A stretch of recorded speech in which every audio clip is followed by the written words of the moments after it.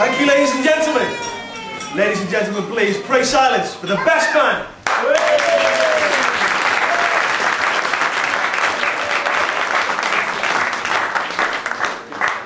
Ladies and gentlemen, the father of the bride, Mr. Gerry.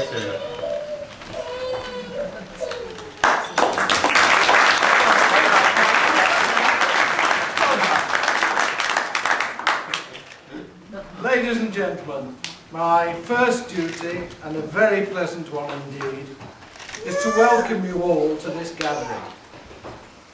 I do this on behalf of Lillian and Bob, Sue and myself, and all our partners. You have to admit that, by any standards, that's a formidable battery of parents, in-laws and outlaws. Anyway, we bid you welcome and hope that you all have a very happy time. When discussing this speech with my son over a pint or three some weeks ago, he seemed to think that I was supposed to say something nice about his sister. Well, I thought long and hard, and I found the answer. Kay is now Nick's responsibility. Obviously though, folks, she's a good kid, and I'm sure Nick will look after her well. If he doesn't, Max is a big lad. He's got some big friends, and then there's always her mother.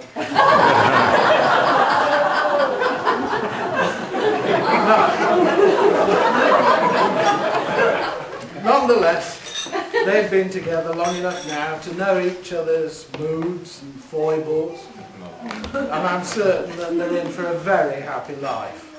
But it's traditional that I offer some advice. What, me?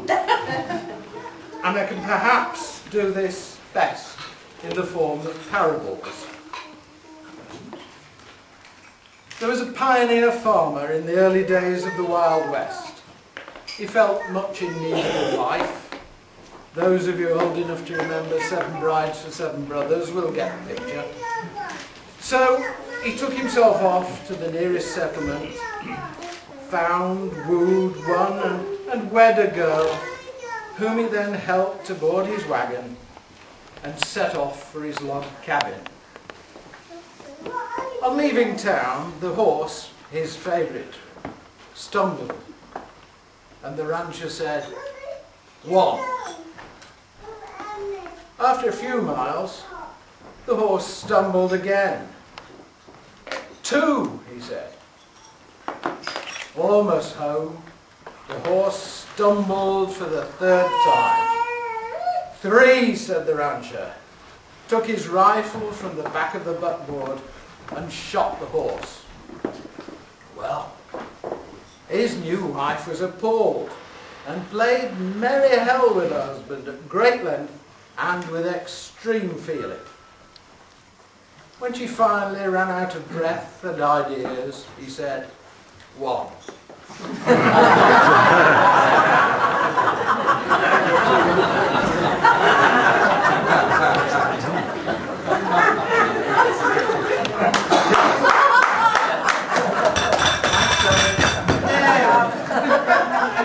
Nearer to home was an area meeting of Sue's beloved Women's Institute.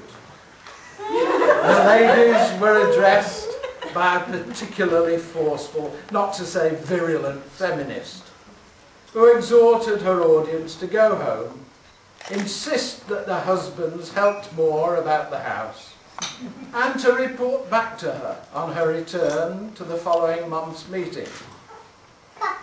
On the appointed day, she stood before them to receive their stories. Now, she said, Priscilla from Pattingham, how have you got on? Well, Priscilla said, I went home and told my husband that he should help more, and he listened. The first day, I saw nothing. The second day, I saw that he did a bit of dusting. And the third day, I saw that he'd hoovered the hall, stairs and landing. Well done, said their mentor. Now, Gwendolyn from Gnosal. What about you?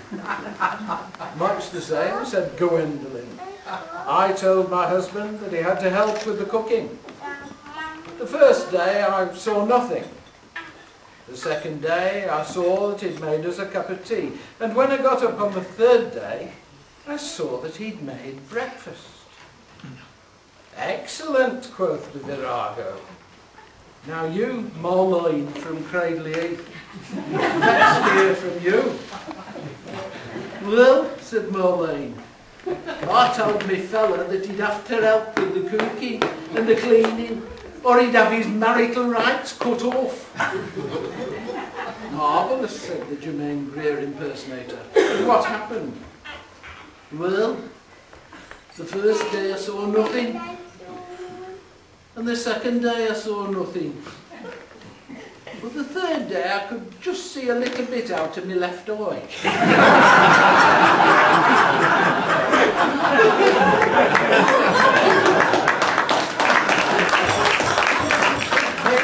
I trust you've got the idea. Ladies and gentlemen, please rise. I give you the toast to the bride and groom. May they have health, wealth, and above all, happiness. Here, here. Bride and groom.